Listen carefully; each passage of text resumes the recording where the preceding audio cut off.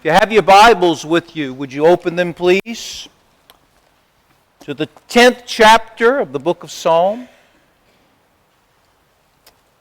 Psalms chapter 10.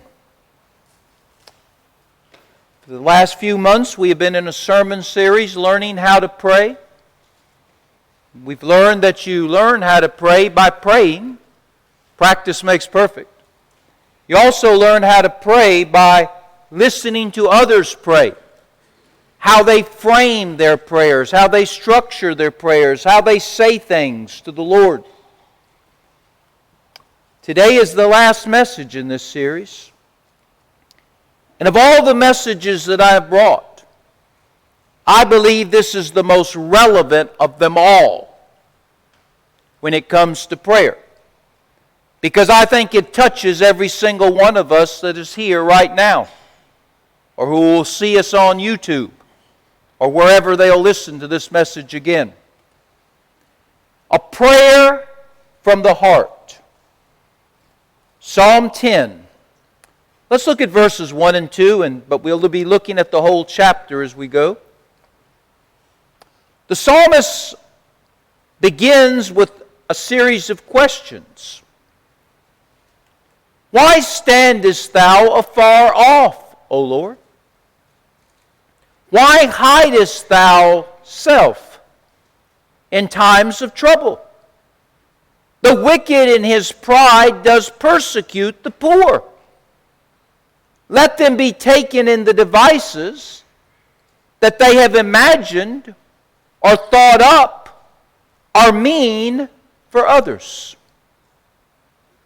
Why standest you, Lord, far off? Why do you hide yourself, Lord, in times of trouble? Psalm 10 is a raw prayer of fury, frustration, and futility. A theologian said of it, it's a blast of hot air from an oven 500 degrees in temperature. It is a prayer of why, God, do you do nothing to help the poor righteous people who are persecuted by the rich wicked men. It's a prayer of asking God, boldly asking God. Maybe you're saying brazenly asking God. Why do you do nothing to help the poor righteous people who are being persecuted by the rich wicked men?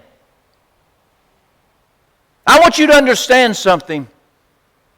The writer of Psalms loves the Lord. He loves the Lord. But there's things about the Lord he cannot understand. And he's now verbalizing them. They've always been here. Now he's bringing them to the mouth and out of the mouth.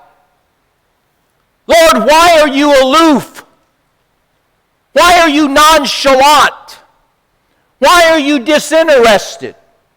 Why are you uncaring to your people's struggles? Now, this is not the first time the psalmist has brought a complaint to the Lord. If the book of Psalms is a book of prayer, it's also a book of complaints. Listen to some of the why questions that the psalmist asks of the Lord. And maybe you've asked these before. Psalm 10:1 that we just read. Why, O Lord, do you stand far away? Why do you hide yourselves in times of trouble? Can you imagine somebody saying this to the Lord?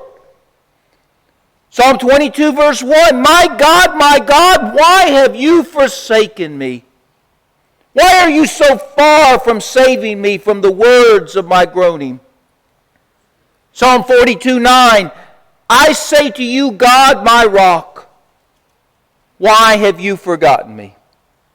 Why do I go on mourning because of the oppression of the enemy? Psalm 44, verse 23 and 24. Lord, would you wake up? Why are you sleeping, Lord? Rouse yourself. Get out of bed. Do not reject us forever. Why do you hide your face? Why do you forget our affliction and oppression? That's pretty honest, isn't it? It's pretty raw, pretty bold, pretty brazen. But the psalmist is not the only one who says that. Job cried out to the Lord. Job 13, verse 24, from the book that bears his name.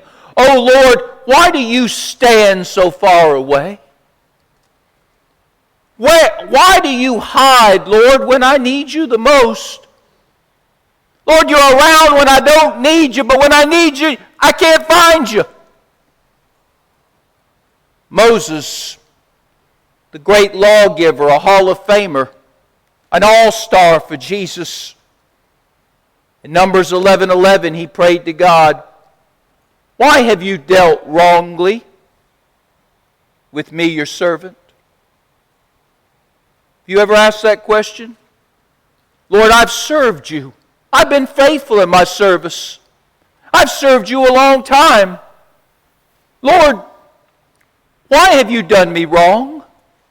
Why have you allowed all these calamities and crises and chaos to come upon me? Habakkuk, why do you make me look at injustice? Lord, you're a God of justice. Why do my eyes only see injustice?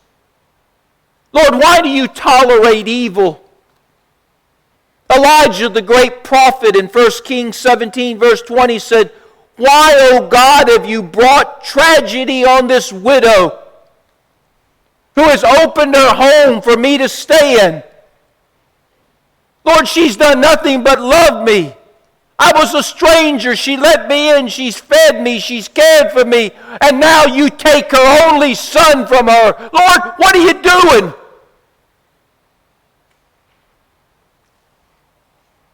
And still others ask, why me? Why this? Why now? Why do I have these troubles? Why am I shedding these tears? And there's others who have asked those why questions.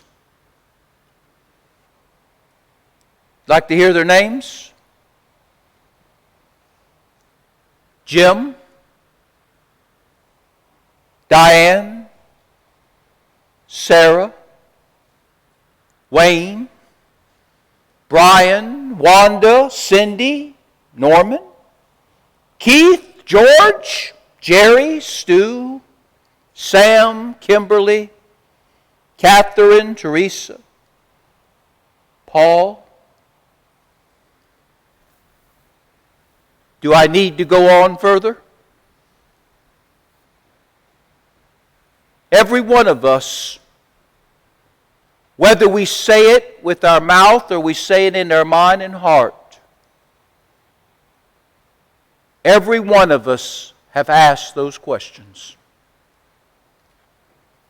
I call them the why questions. Before we look at those, what the psalmist is going to tell us in Psalm 10 and other places, I want to give you just a little bit of extra about these why questions. I want you to have a better understanding of them, because I do believe they're needful and necessary in the Christian life if we're going to have a healthy relationship with God. First of all, I want you to understand when these why questions are asked, whether it be by the psalmist or by Job or by Moses or by Elijah or by whoever, you and I, it's not a sin to ask God the question. God can handle our complaints. He can handle our cries. He can handle our frustrations, our futilities, even our fury directed toward Him. Jesus is a model of how we should approach the Lord. And what did Jesus say on the cross? Did he ask God a question? Pretty brazen question, maybe? Bold question? As he's hanging on that cross, suspended between heaven and earth, dying for your sins and my sins, he says, my God, why have you turned your back on me? Why have you forsaken me? Why have you left me? He asked those questions. We know he didn't sin. So when we have those questions, it's not a sin to have them. It's not a sin to ask them. Secondly, when we ask the why questions, I think it's a sign of a healthy relationship between the Lord and us when we can share our thoughts and feelings with Him. Our faith is not based on religion. It's based on relationship. What makes for a healthy relationship between two people? The fact that they can share thoughts and feelings with one another. They can speak to one another. The other will listen. Then they speak and the other will listen. We have a relationship with God through Jesus Christ, not a religion. And sometimes in relationships, you got to be able to say what you think. You got to be able to say what you feel. You do it reverently. You do it respectfully. You do it lovingly. You do it kindly. But there comes a time when you just need to say it. And the why questions, I think, are such a time.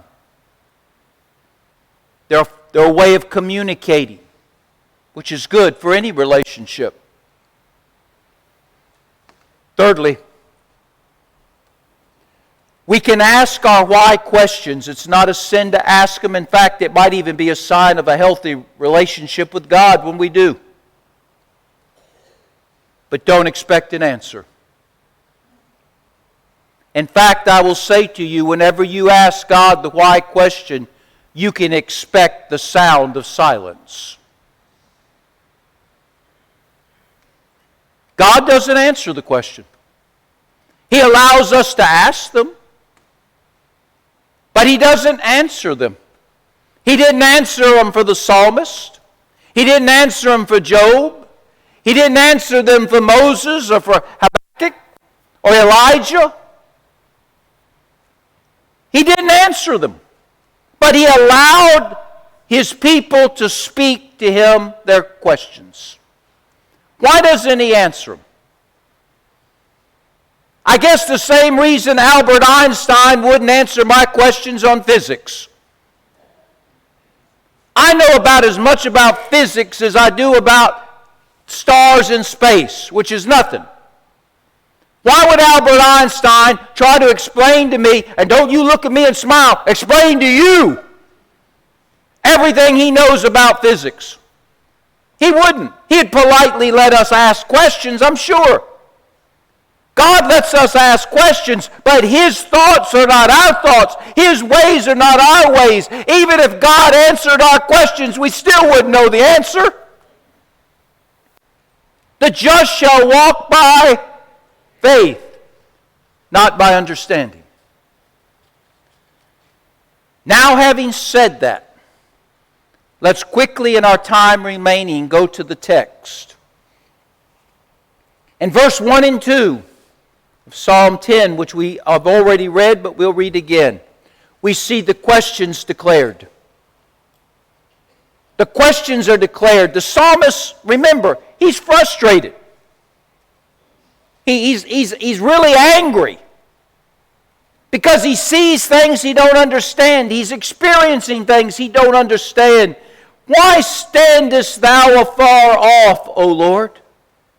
Lord, why are you way over there? So far from me. I can't hear you. I can't see you. I can't touch you. I can't experience you. You're so far away, I don't even know if you're there. Why do you hide yourself, Lord? Particularly when I'm in trouble. Lord, I need you more when I'm in trouble than when I'm not. And yet that's when you're the farthest away. Wow. Psalmist had a lot of questions. Do you? Let's take off the spiritual mask. Let's get raw. Let me blast you with a 500-degree hot air from an oven. Have you ever thought some of this? Lord, why did you allow my spouse to die young? We loved one another. We had a good home. We raised good children. We were looking so forward to retirement years. Lord, why did you allow my spouse to die young? Why did you let me be released from my job after 30 years? I gave them 30 years of my best years and did a good job for them. Received commendations and awards and recognitions. And after 30 years, Lord, you let them release me from my job. Why? Why did you not stop my spouse from leaving me for another person? Why did you allow my child to die of an overdose? Why did you allow my loved ones to have cancer or go through dementia? One that causes them great pain, the other that takes their mind from them and they don't know nothing. Why, Lord? You could have done something. Why have you given me my grandchildren to raise? I don't have the energy, Lord. I don't have the finances. I don't have the help I used to have. And yet you've given me 3 precious children to raise because their mom won't raise them and their dad's nowhere to be found. Why do you allow my savings to be stolen by white-collar crooks? Why do you allow my best friend to betray me? Why have you refused to heal me of my disease? You say you're the healer. Why won't you heal me? You healed her, you healed him. Where's my healing? Why have my 3 children become alcoholics and drug addicts? Why did you allow my uncle to abuse me and my parents did nothing? Where's my financial miracle, Lord? I'm drowning in debt. Where's my miracle financially? Pretty raw, ain't it? Why, God? Why, Lord? Why won't you come? Why won't you look? Why won't you answer? Why won't you restore? Why?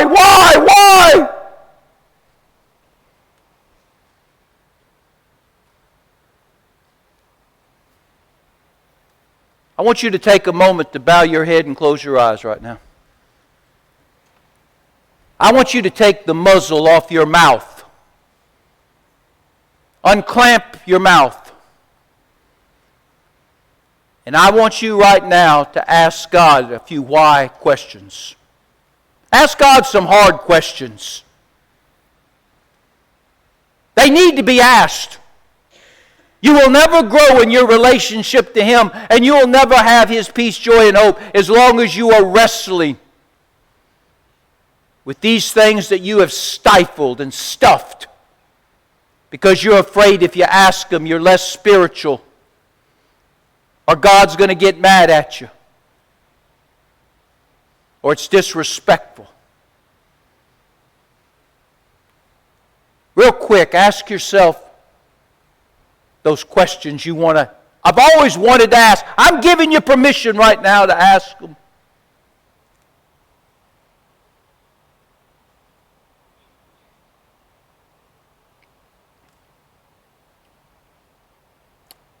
Let's move on now. The questions declared. Now I want us to see in verses 3 through 11 of Psalm 10, the complaints are described. The why questions have been asked, and now the complaints are going to follow the why questions. The psalmist in 8 verses specifically tells God why he's upset.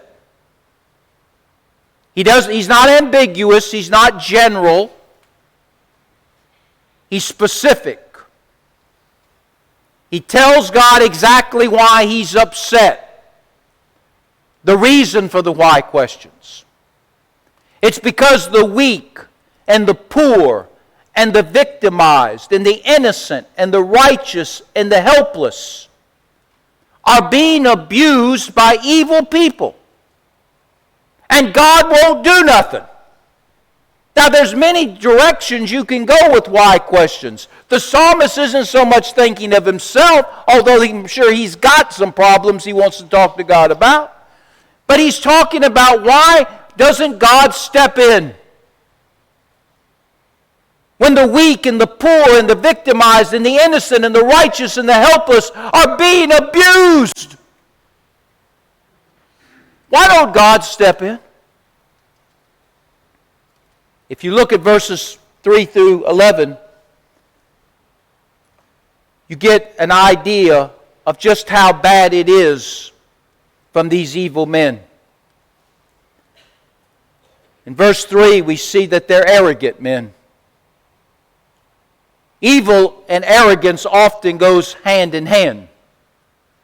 Most evil people are arrogant, they're prideful, they're narcissistic, they're full of themselves.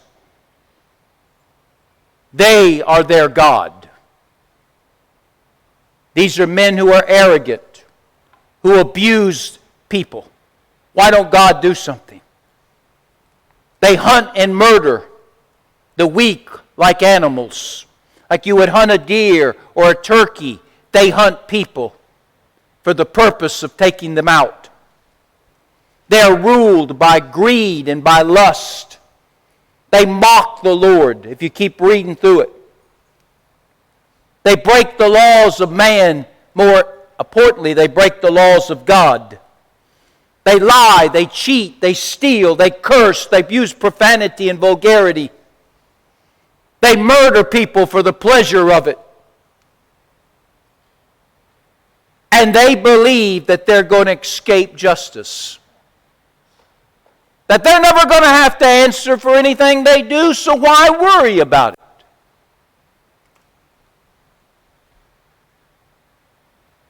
When you see that kind of people abusing people, does it get you aggravated? Does it get you angry? Doesn't it make you say, God, where are you at? Don't you think the Christians, when they were being put into the Roman Colosseum in what was called gladiator games, and they were butchered and put to death in some of the most horrendous, horrible ways imaginable by Roman Caesars, don't you think those Christians that were dying in that Colosseum, as people roared and cheered their death, said, Lord, where are you at?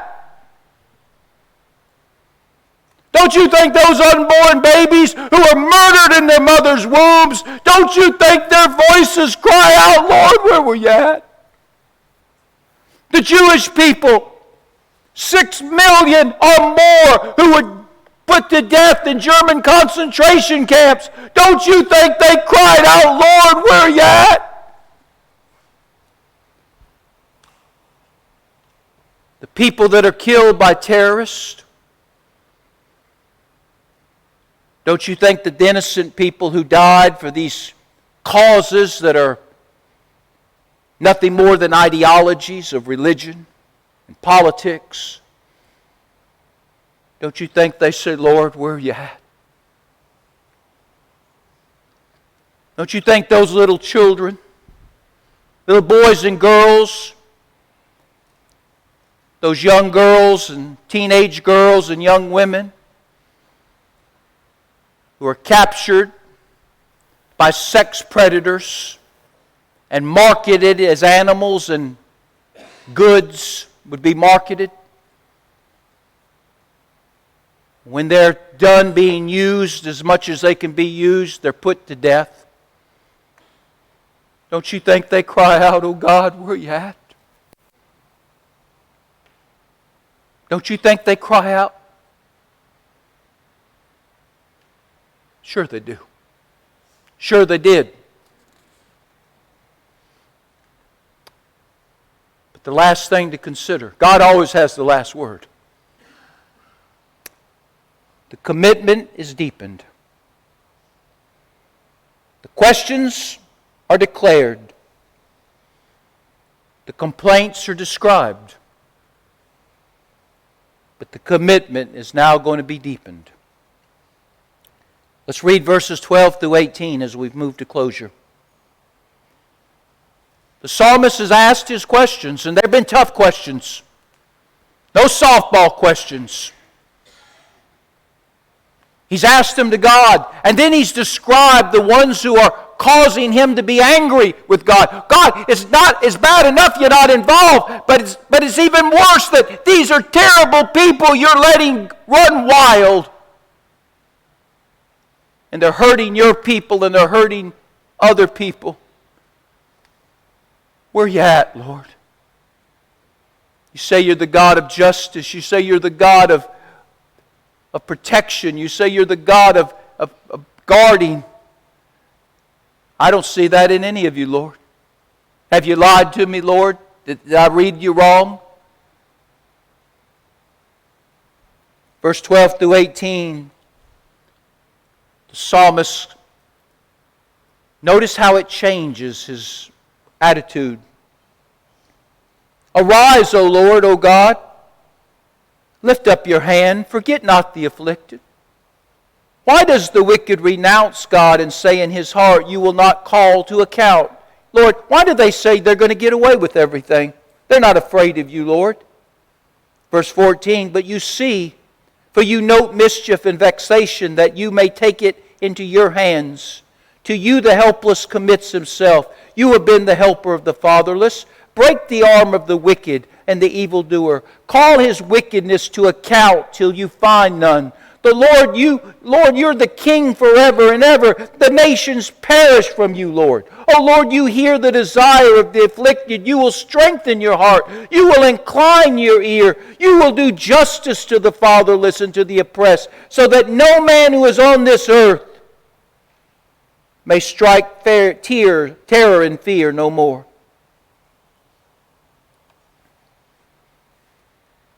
What is the psalmist saying here? I had my questions. I've described to you the problem. But Lord, one day you're going to take my question and make them praises. One day you're going to take my doubts and change it to a song. One day you're going to take my sadness and give me happiness. One day you are going to serve justice to those who think they're going to run away and never answer for the things that they've said and done to others. One day, Lord, I will understand why you waited. Lord, I understand you know more than I. You have plans. You will act on those plans when the timing is right for you to do so. And Lord, you will win. You will win. Psalm 34, verses 15 through 22. I want you to read that with me. Psalm 34, 15 through 22. Now this is the psalmist again who's coming to a reality here. But the only way he would have ever got here is he had to be able to express his thoughts and feelings. He had to be able to describe in his own mind and heart what he's seen and hearing and experiencing. Psalm 34, verse 15, the eyes of the Lord are toward the righteous and his ears toward their cry. The face of the Lord is against those who do evil, to cut off the memory of them from the earth. When the righteous cry for help, the Lord heals. The Lord hears and delivers them out of all of their trouble. The Lord is near to the brokenhearted. He saves the crushed in spirit. Many are the afflictions of the righteous, but the Lord delivers him out of them all. He keeps all of his bones, not one of them is broken. Affliction will slay the wickedness. Those who hate the righteous will be condemned. The Lord redeems the life of his servants. None of them who take refuge in him will be consumed, will be contemned.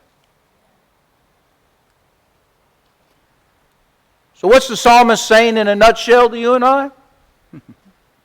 Ask your questions. They're permissible. Describe to the Lord your frustrations. Describe to the Lord the ones that are causing all of the anguish. Bring Him your questions. Bring Him your descriptions. And then leave them with Him. You don't have to understand His plan to walk with Him by faith. In His own time, listen, in His own time, He will act out what He's already planned to do. Before the foundations of the world, the Lord knows everything. And He has a plan in place where He will take action. And these things that we ask why about, these people that we think need to be judged, they will be. Payday is coming. But it'll come in His time and in His way. Carry on, saints, because we have won in Him. I like the old gospel song. We will understand it better by and by. You don't have to understand now, but it's okay to ask the questions. You don't have to understand now, but it's okay to let it all out. Just remember, He's still on the throne. He's still carrying out His plan. His plan will be fulfilled. And in the end, He wins, we win. Righteousness wins. Truth wins. Love wins. Heads are bowed and eyes are closed.